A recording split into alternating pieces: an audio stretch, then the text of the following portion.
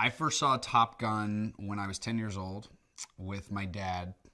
I feel like for most fathers and sons, it's sort of a rite of passage. It's something that I think fathers sort of hold on to and are like, okay, I cannot wait to show my son this. And that's how it was with my dad. And I remember after seeing that movie, that's when I asked my dad to start taking acting classes and all that stuff. So if there's a movie that got me into acting, it's this one.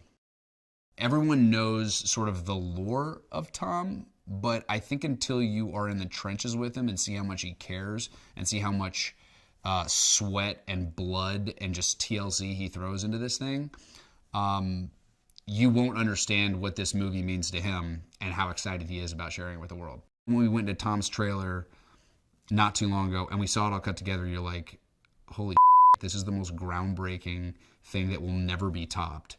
And it's because Tom has 35 years of flight experience under his belt, and he knows exactly what looks good on camera, the physics of how to actually pull it off, and knows logistically how to talk to the Navy and the air boss and how to actually execute this.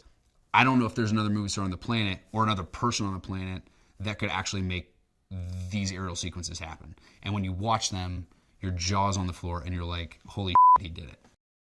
When you get in an F-18, there's nothing like it. The speed that you go, it also feels effortless. The things that you think it's going to feel like, it's really hard to describe, because you are hopping over mountains in a split second.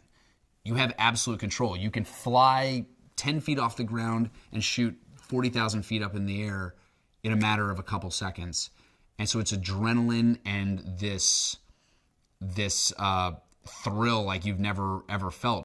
I would say Hangman is like a cross between Iceman and Maverick from the first one. He flies alone, so he flies like Maverick. Doesn't fly well with the team, sort of lives on the edge, has a blast. And I would say he sort of has the ego of Iceman. He knows he's the best, and he's not here to make friends. He's here to be team leader.